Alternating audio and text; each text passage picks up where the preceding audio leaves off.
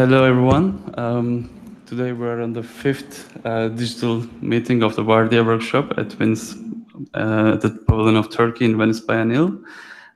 In this session, we have a guest, Cüneyt Özdemir, who's a Turkish journalist, television host, and producer. And he's the anchorman of the leading local and foreign affairs program 5N1K and broadcasts on CNN Türk television for 16 years now. First of all, thank you very much for the invitation. Thank you very much. Good morning from New York. Hi, Venice. Actually, here now we are with the 10 students, 8 of them from Turkey and the other ones from Portugal, from Greece. And I'm here with my co-workshop tutor with Sophie, who is from New Zealand. Hi, Sophie. I think he can see you now. Yeah. No, that's fine. Actually, I'm going to start the conversation because, as I know, you have an interest in architecture, and even in your YouTube channel, you have the interview with an architect such as Zaha Hadid, such as Emre Oralat. But I think your your story with the architecture is coming from the past. As I know, you were in you were commissioning one architecture project at that time, right? Maybe you can share this.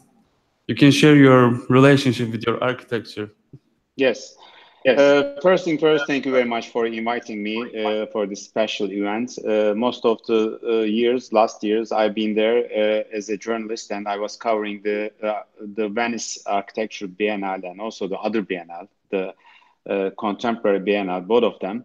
But this year, it seems that I couldn't be there in these months because of their elections in Turkey. So we are more covering up this story. As you understand, it's more interesting for Turkish audience. But I wish to be there in September, and I will see the results of your work. What have you done all this summertime? As you mentioned, I'm a journalist, and I'm based in New York last 2 years, and I'm covering international news for the CNN, for also the 5N1K, which is I'm running for the last 19 years in CNN Turkey.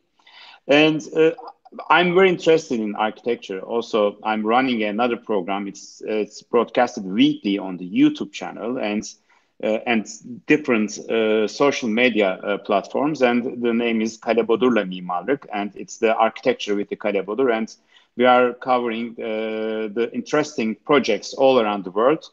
A few projects, like 4 or 5 projects, including one Turkish architect project, and we are broadcasting it every week on the social media and our YouTube channel. Why I'm very interested in architecture is architecture used to be my dream job, but I couldn't be very successful as you are in the school, in the science and the mathematics. So I end up to be as a journalist in the journalism school. But in my depth of me and in my mind, always I wish to be an architect, and I'm always jealous to my architect friends. By the way, I have lots of architect friends, and now I'm in the middle of the how do you say? All architects are nearly well known. All architects are my friend in Turkey, and also I'm the only one that try to put some architecture news in the mainstream media and primetime news, including 5N1K, including I used to run, for example, Channel D news in the primetime news. I try to put some news there about architecture, but it's not easy. But at the end of the day, I try to do my best as a journalist. How can I contribute to architecture scene in Turkey and the world? This is a good entrance. Yeah, it's a good answer as well.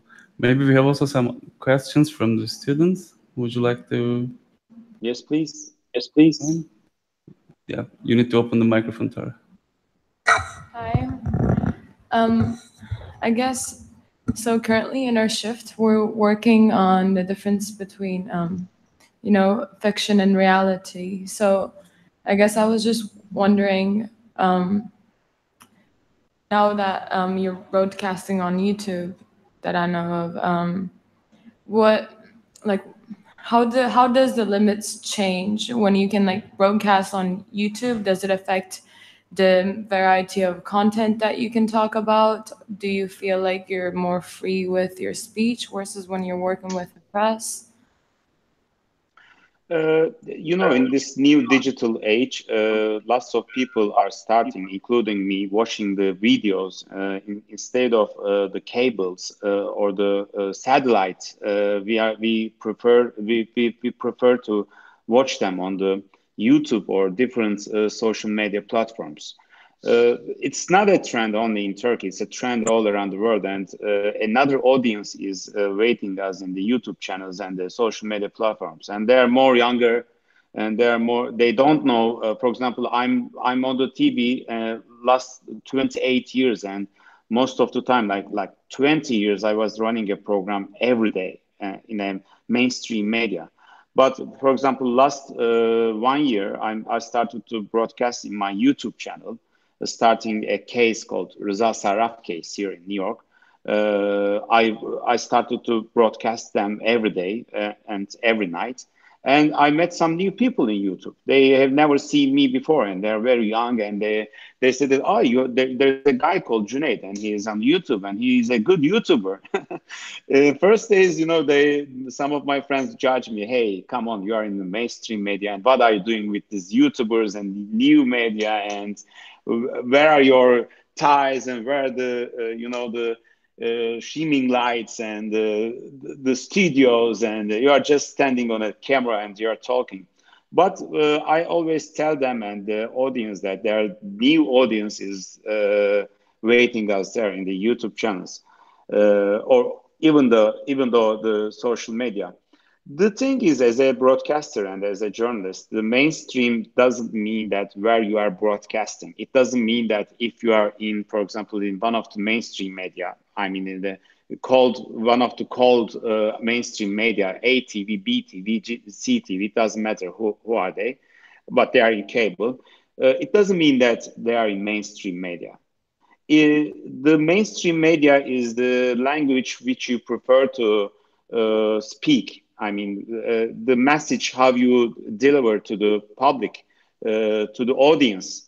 So it doesn't matter where you are. I don't feel more free when I'm YouTube, or I don't feel, for example, if I'm running in a program in CNN Turkey, CNN Turk news channel, I don't feel very, limited. So it depends what you are doing and how you are doing. So mainstream media is not only the description of the name of a channel or a place. It's a description of a journalist where he or she stays. I hope it's an enough answer for you.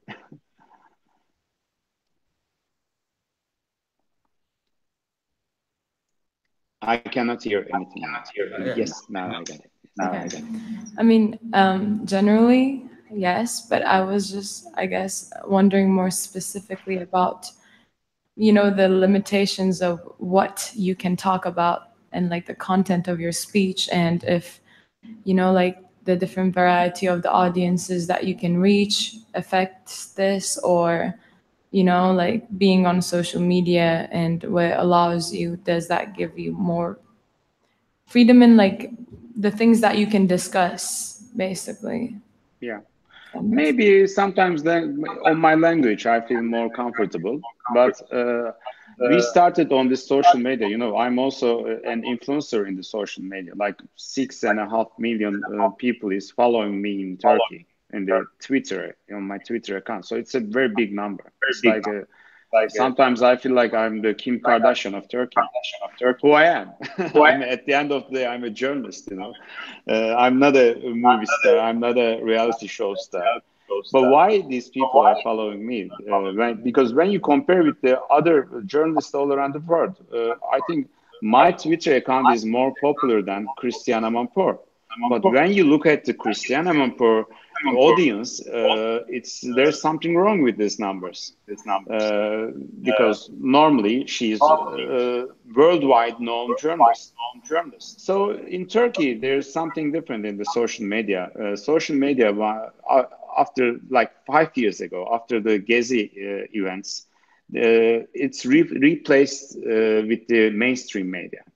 So the usage of social media or the YouTube platforms or this kind of platforms doesn't mean for me that they are different than the mainstream media. I'm as much as careful when I'm on CNN screens or when I'm on YouTube screens, because I know that there's no difference. If somebody would like to get me to a court, they can capture one of my tweets or one of my Facebook posts or one of my comments as an anchor when I used to be an anchorman in, for example, Channel D primetime news. So if you are talking in this new digital age, in my opinion, it doesn't matter where you are talking. It's more matters what you say. So I'm as much as free and careful in both sides.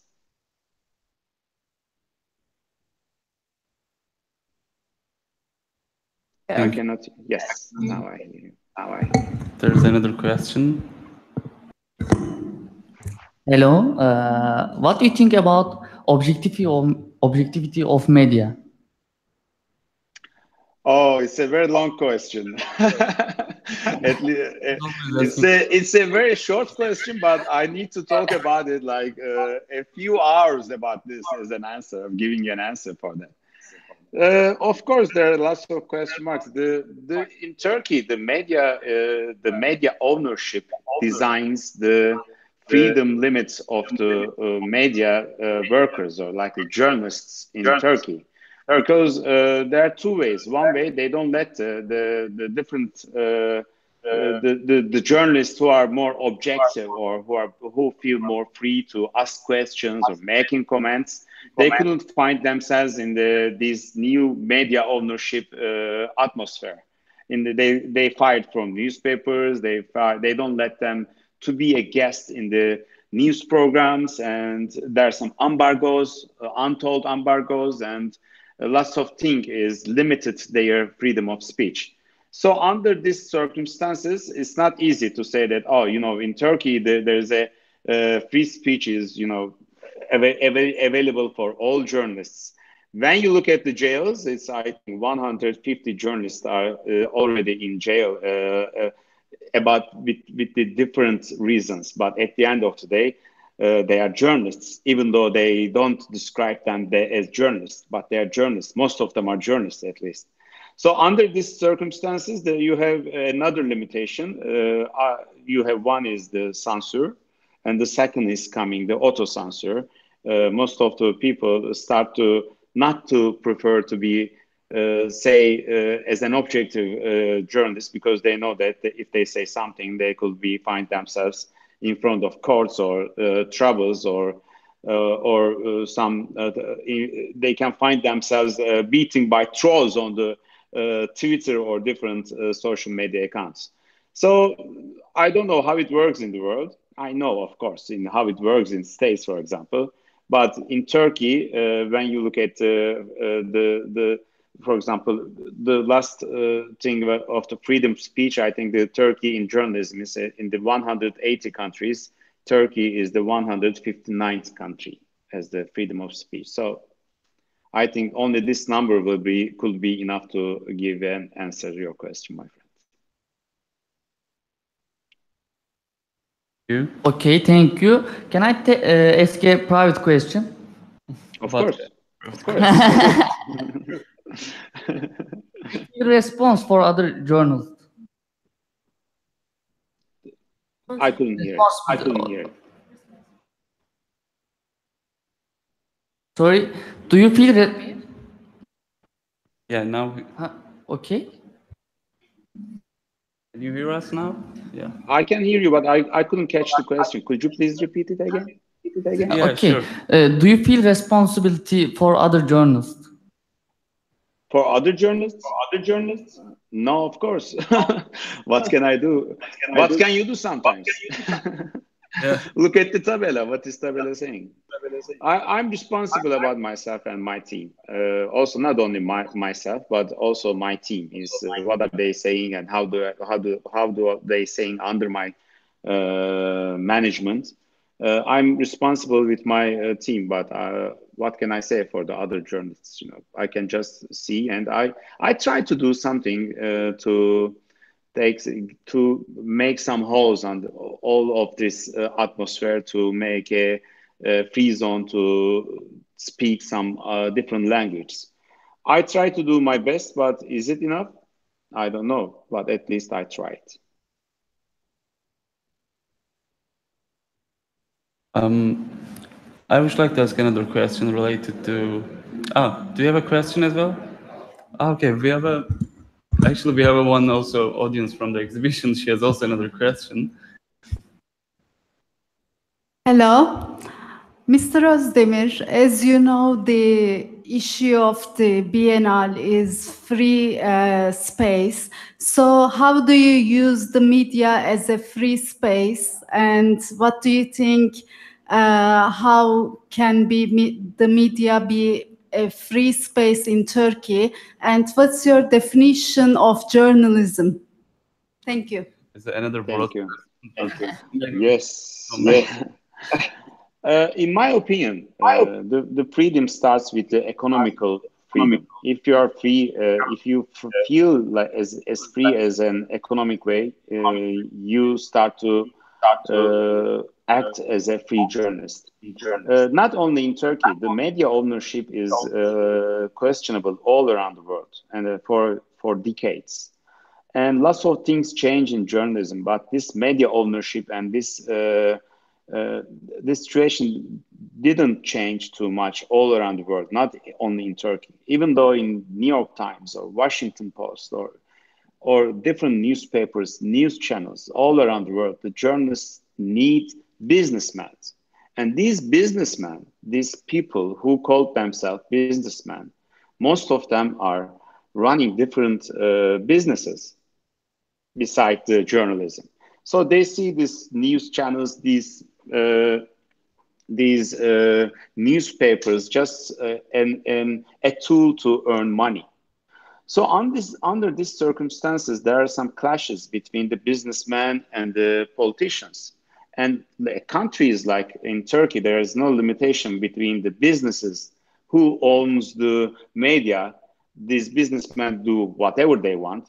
They can sometimes go and apply some constructions for governments, or they can use the governments as a tool, or sometimes the governments, the politicians use this businessman as a tool for their advantage in different things. So under these circumstances, the journalists are most of the time the last chain all this system.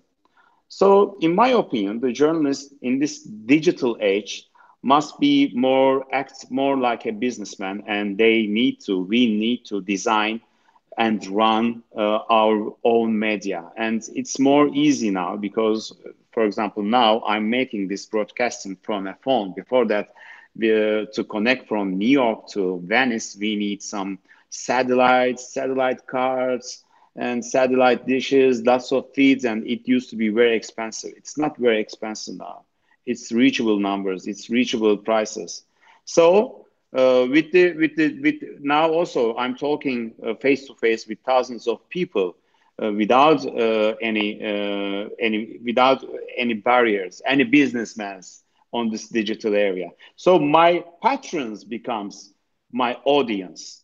So a new world is creating in this digital age. And in my opinion, the freedom will start with this new ownership, new media business model.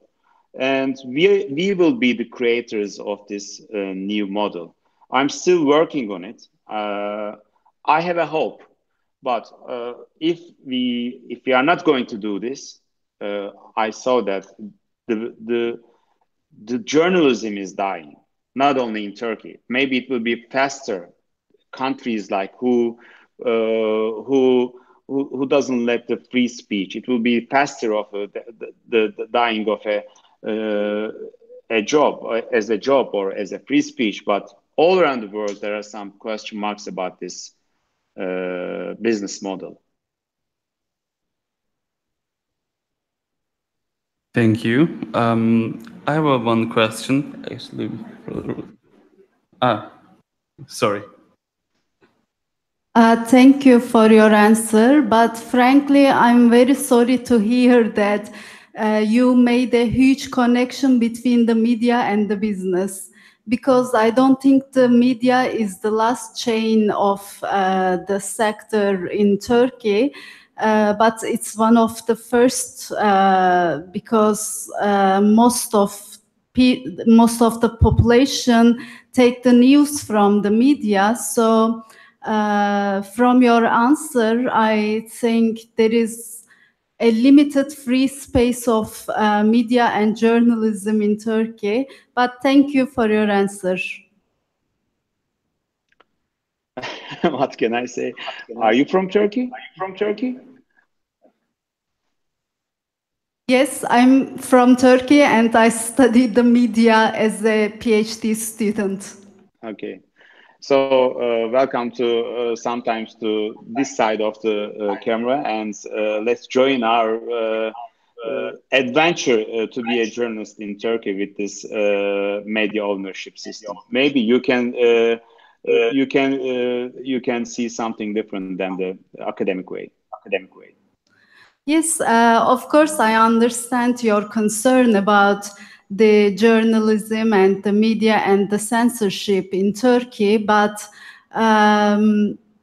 still, I think you have many responsibilities to open space, at least using the social media and digitalism, as it is going on increasing in the world. So how can we, precede the world without using this free space, without using the free speech?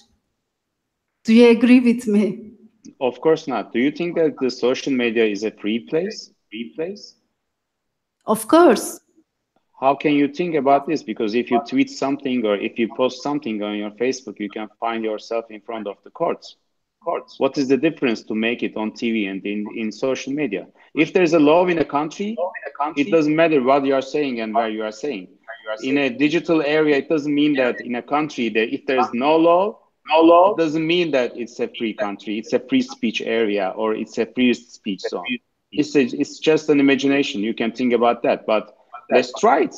Let's tweet something. As an academic, let's tweet something against, for example, government, against some policies about government. Let's see what happens. It doesn't matter to be a famous journalist. You can do it.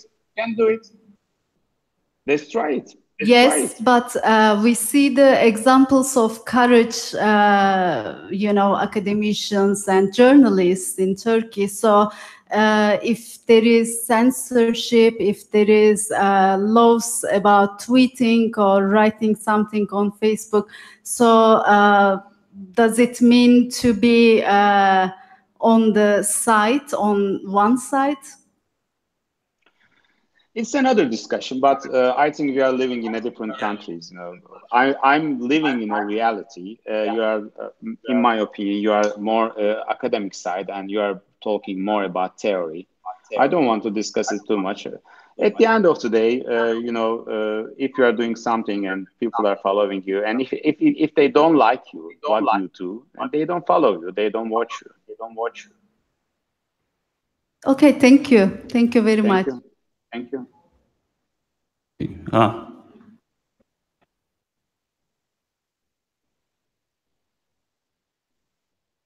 Another question? I couldn't hear you. Yes. Actually, my microphone doesn't work. That's why I moved.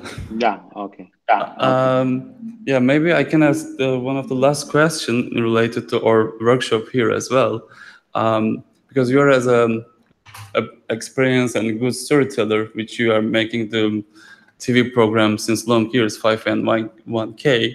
Now in the workshop, we're working on the different realities of the Venice and Venice biennials. We are trying to create stories, like fictional stories, and we're trying to represent them through different mediums.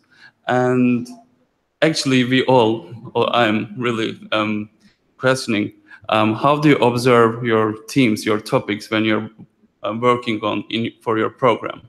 Because usually you're going to choose one topic and you're going to deep, and you're going to using the different methods of research, different methods of mediums, and you're going to tell your story in a nice way in 40 minutes, in 1 hour. I know it's not there's no easy answer for this, but if you can give us some hints to make our narratives much better, that will be much more so helpful for us for the next hours in our workshop. Thank you very much. You know, the storytelling is different and it's changing with this new media and the new media and this social media. So we are telling one story in different ways. For example, we tell a story in TV while we are broadcasting on CNN Turk and 5 and 1K. We have limited time, and most of the time we are using this very efficient, and we are trying to tell a story as short and as fast as we can do. So we prepare lots of things and we make research, and we used to make 5 and 1K, for example, 2 years ago, daily. So telling a story daily and telling a stories in weekly is different. Now, lots of different communication tools in the media. People are learning lots of news from social media, newspapers, webs, and also lots of news channels in Turkey.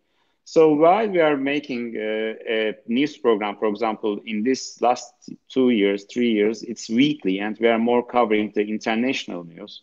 We are more looking for different sides of a story. Who haven't told on the mainstream media until that day. So we try to find different angles, different approach to the same subjects, because at the end of the day, Turkey is an interesting country that every week we have a agenda and we discuss it 1 week, and it starts from Monday, and at the end of the week on Sunday it's finished, and on Monday another story starts to discussing, talking, and gossiping. So we try to open a window from Turkey to the world to show the important things what happen in the world. But sometimes also we need to turn back to Turkey, and even though lots of news channels still most of them are talking very daily based issues. So we try to make a depth investigation sometimes, or another approach to show the what's happening on those days. For example, in these elections, lots of people are saying that the different parties are giving lots of new things, that they say that we are going to do that, we will give you that much money, we are going to organize economy like this, the cultural stuff like that. And for example, we made some stories about what happened in the past, who did what, and who said what, and what they did after they won the elections. Or for example, in these days, lots of for example, for tomorrow night, we are preparing some a company's story. Aselsan, for example. Aselsan is a very interesting company, and they announced that they will make IPO. So we make a story about them, because in our primetime news, they are very bloody last few years. Instead of political news, you find more social or third page news. So this kind of stories, I know that it's more interesting for a news program which is broadcasting weekly in a news channel like CNN Turk. Is it enough? Thank you very much. Actually, we're almost finishing our time here. I would like to thank you again for your contribution, and probably There you is one more question, I think, with the lady who is sitting next to you. Am I right? The foreigner guests. Yeah. The foreigner guest. Yeah. No. I'm okay. I think you Okay. everything that I had in my mind anyway. Already. Okay. Thank you very much. Thank you. Yeah, thank you very much. And yeah, probably you will see our results when you're going to be in Venice, because we are one of the first groups. And yeah. Yeah, hope to see them on September. Hopefully. All right. Bye-bye. Thank you. Bye. Have a nice work. Bye.